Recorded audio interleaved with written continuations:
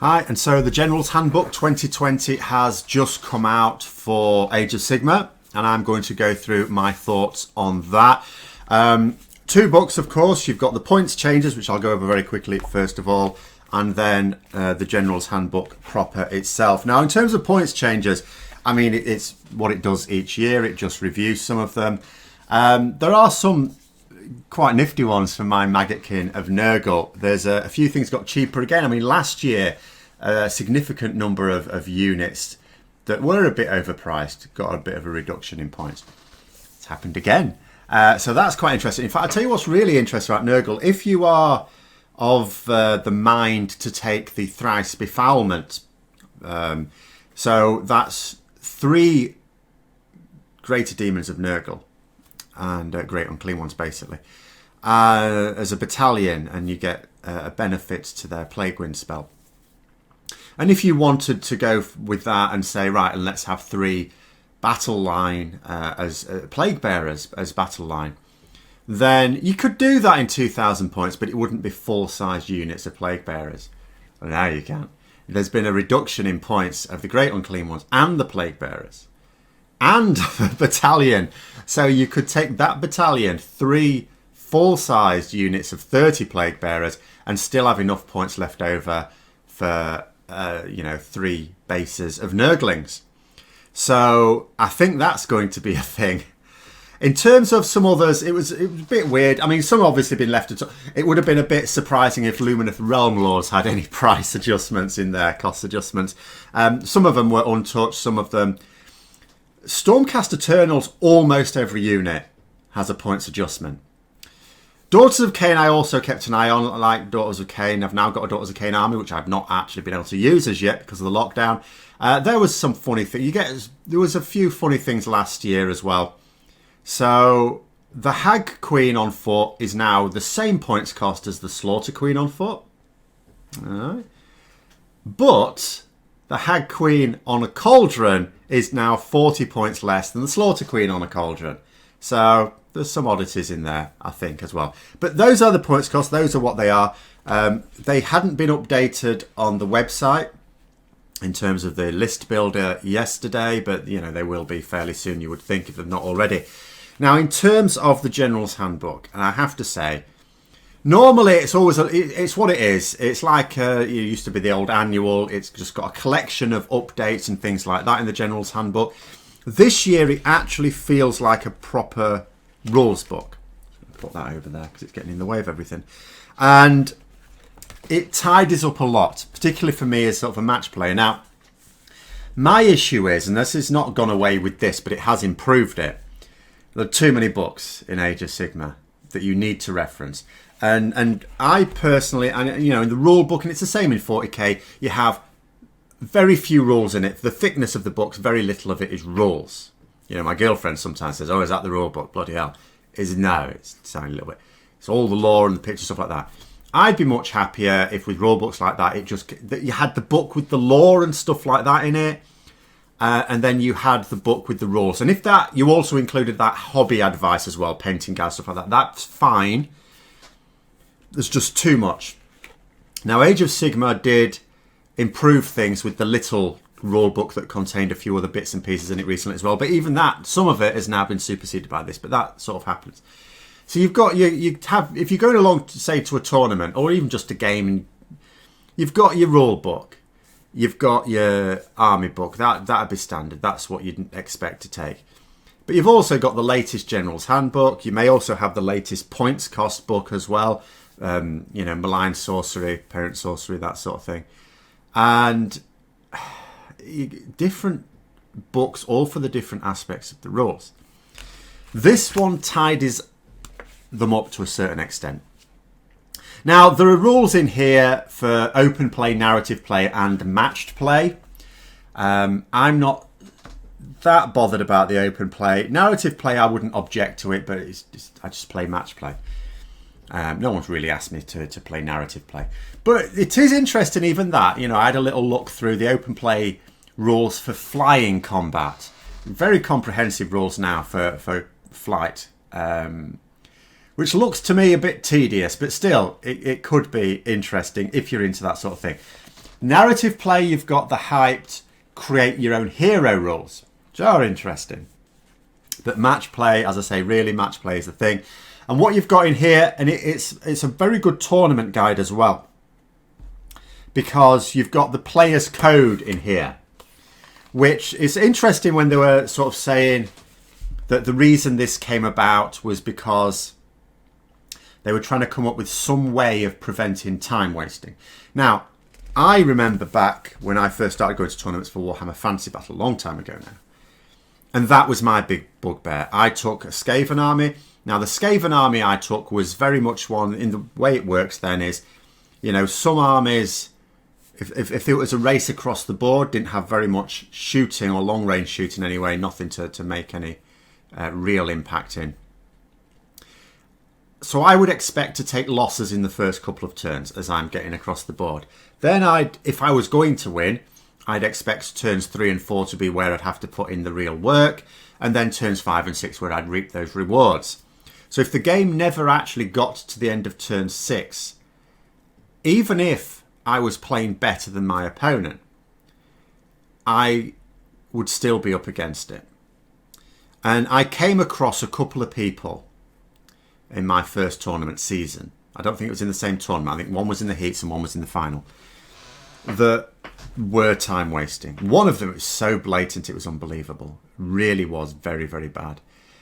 And that was disappointing. And what it caused me to do in the end is, look, I'm going to create an army that will mean I have to spend minimal time doing anything. So instead of large Skaven army, I went for very, very small elite Chaos army. Just as a way of, we're finishing this game, I'm going to blitz through my turn. Even if you waste time on yours, we'll still get the game done. So, you know, that Games Workshop, it wasn't just me, that Games Workshop know that this is a problem amongst people in general. You know, design an army that means you get your early gains and then slow the whole thing down is disappointing. So they've come up with the player's code as a way of just sort of noting the behaviour that's expected. But in terms of the match play stuff, there's a few things it sort of tidies up. You know, with strong guidance for some of the things, although there is a little bit of on one of them, it's not entirely clear. So for a start, before this, like, as a couple of days ago, if you were going to play a 1500 point game, which are fairly common, a lot of players, you know, will get to 1,000 points first. There's good stuff in here for that as well.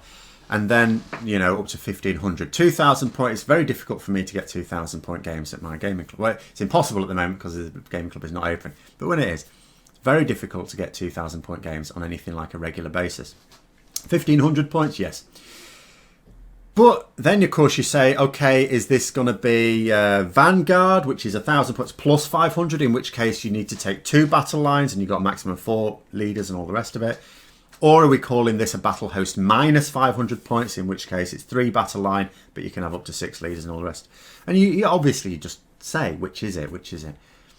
But now it's just tidy. There is none of that. Vanguard is up to and including 1,000 points. If you're agreeing a game that's up to and including 1,000 points, it's a minimum of 2 battle line choices.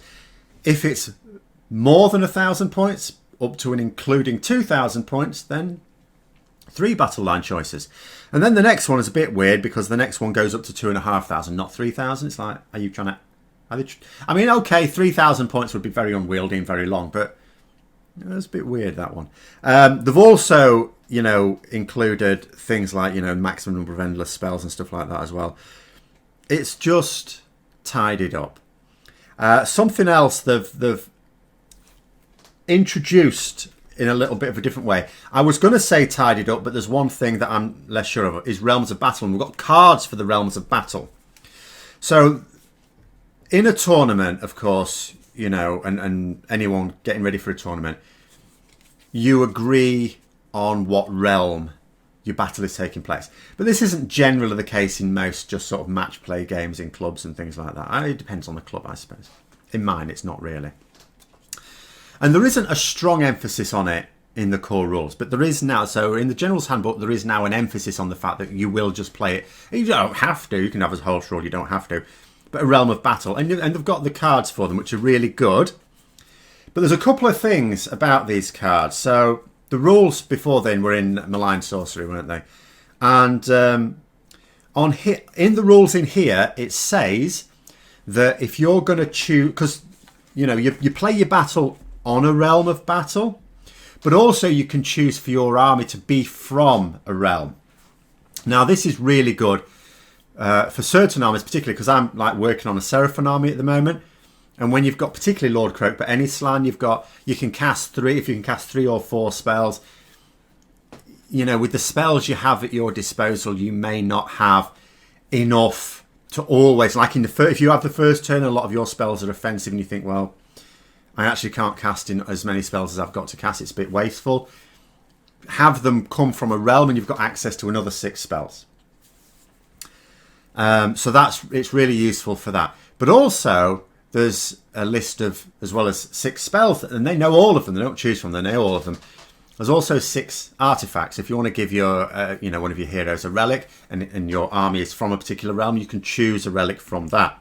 Now, what the rules are now saying is, here is the realm artifact. If your army is from a particular realm, this is the artifact you take. So that suggests that all the ones in Malign Sorcery are now defunct, because it's not a choice of 6. It's like, this is the realm artifact. Do you want it or not? But there's other things as well, because there's also Realmscape features on here, and there's just one. Now, in Malign Sorcery, you roll. You don't choose, but you roll for the scenery to decide what the Realmscape feature is. On here, it just has the one feature. And although it suggests that this is what you use, and I'm pretty sure that is what you're supposed to take as read, that this is the one you'll use, it doesn't specifically say to ignore the ones in Malign Sorcery either. But I think the implication is clear that you are doing that. So in terms of what's in Malign Sorcery that you're going to need, basically the spells, the list of spells. Now the spell that every wizard gets when you play on a realm is still on here as well as the realm command ability. But that's useful. There's a number of useful cards in here. And triumphs as well. It says don't bother using the ones in the rule book. There's the 3 triumphs in here, and you get cards for those as well, little cards for those. I haven't even checked if they're actually different, but I assume they are because it's saying don't use the ones in the core rule book. And scenery, strong guidance on the use of scenery as well. Which is really good.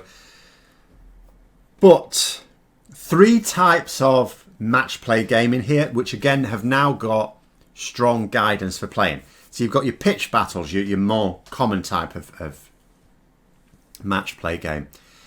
You've got your meeting engagements, which are for games of 1,000 points apart. Now, when I first started learning Age of Sigmar, and I was going to a gaming club, and other people learn it as well, it's not like there was an established core of Age of Sigmar players. Everyone seemed to be learning at the same time. And it was not when Age of Sigmar had just come out, but it was when 2nd edition was quite new.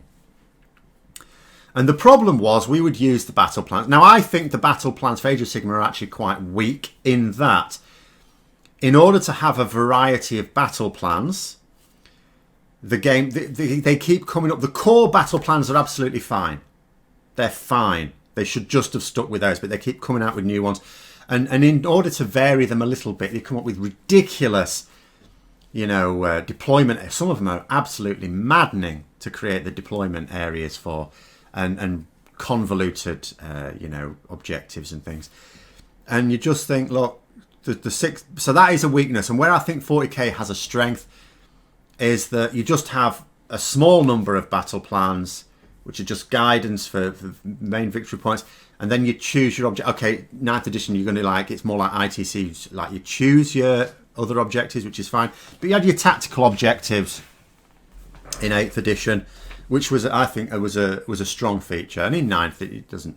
I don't know the full details yet, but it sounds, you're choosing these things. Now, there's a similar thing coming in Age of Sigmar, which I'll go over a bit, but just to sort of make that point. But what would happen is, first of all, we're playing 1,000-point games. Even though I had a 2,000-point army, other people didn't, so we're playing 1,000-point games. And you're playing those with battle plans that are not well suited to 1,000-point games. You know, you're doing 1,000-point games and you play is 4 objectives. Now, okay, we still use the full board size. We could have condensed it down. We probably should have done, but there was no guidance on that. But we should have thought of that ourselves. But even then, you know, you might not even have 4 units in a 1,000-point game. So, you know, they didn't translate well. You know, the game was designed around 2,000 points, which is why I prefer to play it around that, because it's clearly balanced around 2,000 points. Meeting engagements in here, and you know, not all of this is new, but it's nice and tidied up now, specifically for 1,000 points aside, and it's really good. It has specific battle plans for it, but also the guidance as well. So it's not just, you don't just make a 1,000-point army. You've got to split your 1,000-point army. It's like Warcry on a larger scale into 3 groups. Your spearhead, your main body, and your rear guard. So your main body has to have 1 or 2 leaders. If you've got 3 leaders in your list, you've got to put one of them somewhere else. You've got to have at least 1 leader. So 1 or 2 leaders in your main body. A maximum of 1 behemoth in that main body as well. No artillery. If you've got any artillery coming, that's not allowed there. You must have 1 battle line in there as well. And then it talks about double size units. Now, your units have to be minimum size, basically, in meeting engagements. So if you're taking an Nurgle army, your minimum size units for, say, Plague Bearers is 10, but you can take up to 30, not in meeting engagements. Now, in the main body, you are allowed double size units of your battle line. So in your main body, you would be allowed 20 units of 20 Plague Bearers in your main body. And then you have your spearhead. There's no double size units allowed in there. And then there's the rear guard. And if you're wondering about artillery, that's in your... If you've got any artillery in your list, that's in the rear guard only. And any of your units in your rear guard can be double size units as well. But they can never be more than double sized.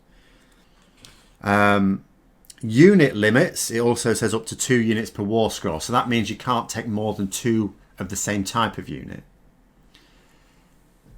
So you wouldn't be able to take 3 units of dire wolves, for example.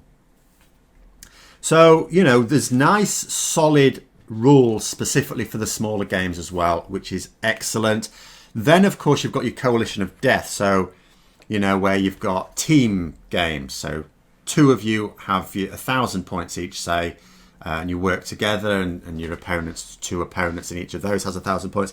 And there are, of course, the rules for the coalition possibilities, which are also interesting. So it doesn't just tell you, yeah, this army can team up with this army. There's 4 things when you're comparing 2 armies. So either no coalition is possible. So that would, for example, be... well, let's have a look. I assume, yeah, Beasts of Chaos and Stormcast Eternals, for example. They're not teaming up ever. Then you've got your Desperate Coalition. So these are ones where you really probably won't get on, but you can team up if you must. Now, the penalties for that are that in the first battle round, you're not going to get a command point at the start of your first turn in the battle round 1. And then, what's the other one as well? When making normal moves, you have to treat units in other players' armies that are part of your coalition as enemy units. So if there's any particular rules that involve, you know, moving within, you know, close to units or something like that, you wouldn't be able to, because you have to treat them as enemy units. Then you've got your Fractious Coalition, which is not quite as bad. It's still a bit dodgy, but all right then. For that one, you just lose that first command point in battle round 1. And then the other ones, it's like, yeah, you can team up, no problem. So, for example, Stormcast Eternals and Cities of Sigmar. Yeah, you're fine. They'll get on like a house on fire. And then what you've got at the end of it is also tournament rules for all of these things. Now, obviously, individual tournament organisers can do their own thing. But these are the suggested one based on what Games Workshop do. And it explains the tournament rules for all of those 3 different ways of playing match play. So your pitched battles, your meeting engagements, and your Coalition of Death tournament rules as well. So it's one pack that actually... And there's a few other, useful bits and pieces at the end as well. But specifically, there's it even gives advice on timings and points to be awarded. So very, very useful. Now, onto the last little thing, which is when I was talking about, and I've made a right mess of all the cards I've nicely laid out now, the tactical objectives in 40k, which I think is a great strength, and the ITC type style thing that seems to be coming in 9th edition, where you choose your extra objectives. Excellent. This is now being introduced here. Now, when I got the 2nd edition Age of Sigmar box set, it did come with some sort of cards for twists and stuff like that, which I think was for open play. But it was never a core part of the game. Well, now it is.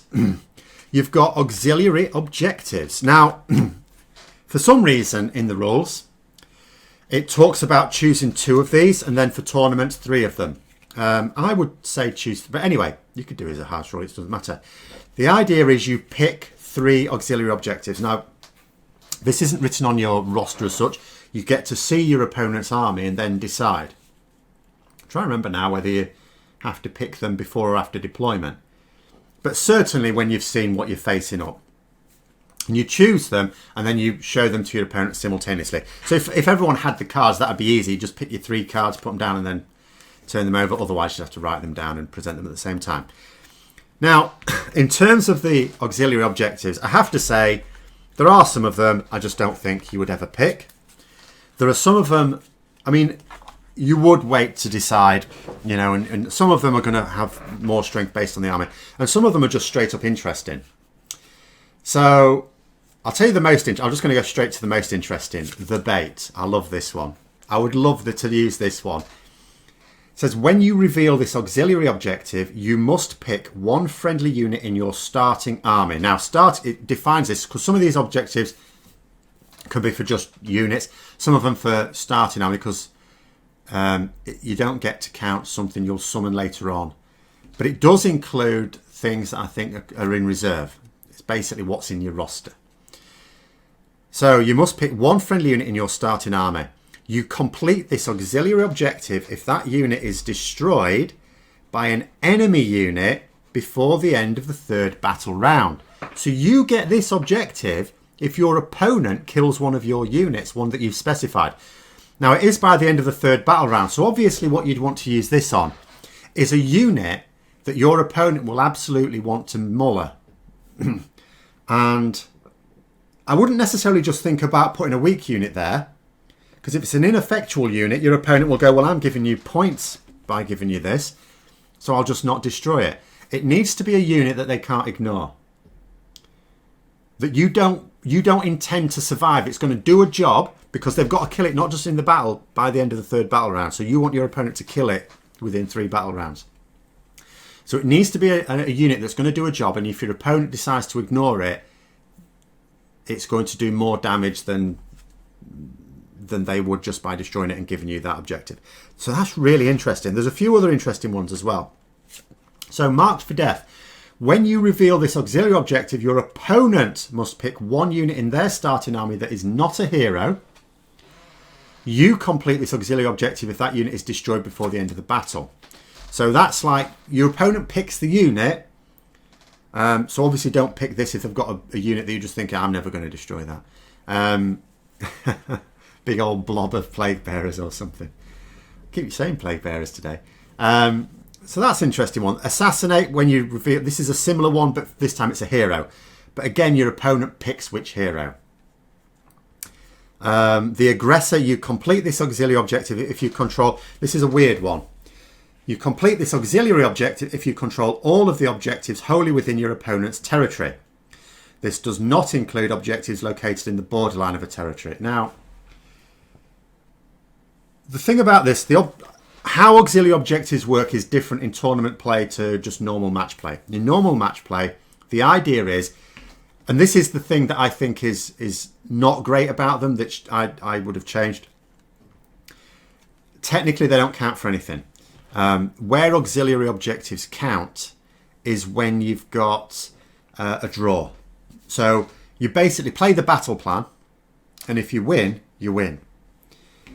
If it's a draw, then whoever's earned the most auxiliary objectives, which is why I think it's foolish only having 2. 3 would be better. But anyway, whoever's got the most then gets a minor victory.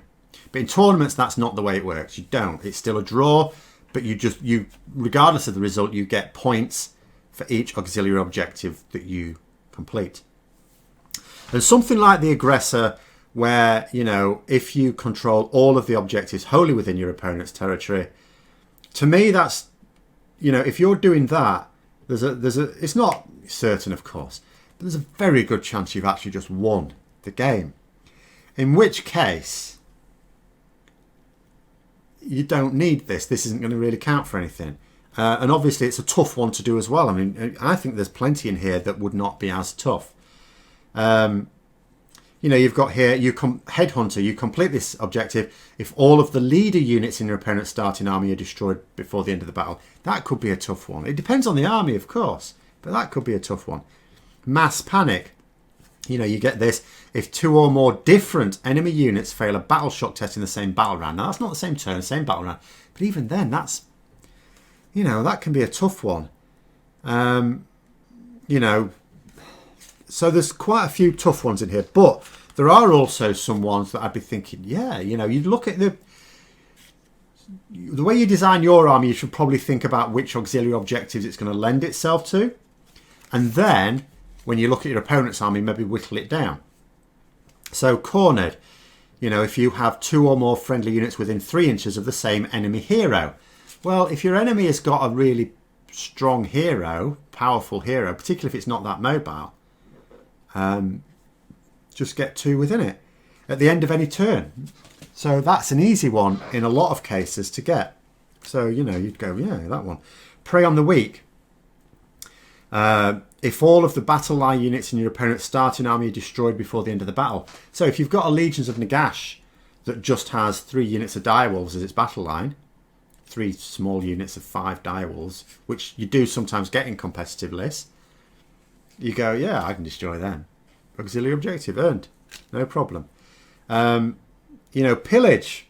When you reveal this objective, you must pick 1 terrain feature wholly within your opponent's territory. You complete this objective if you have a friendly unit with a combined wounds characteristic of 5 or more within 3 inches of that feature at the end of any battle round. Now, this is end of a battle round, not end of a turn. But again, you could use this tactically as well. So if you do that and you're having the first turn in that battle round, your opponent's going to have to panic and deal with it. And it does say it can't be used for something that was set up in that battle round. So you can't just summon something there, plonk it there, or have it descend from the skies from reserve or something.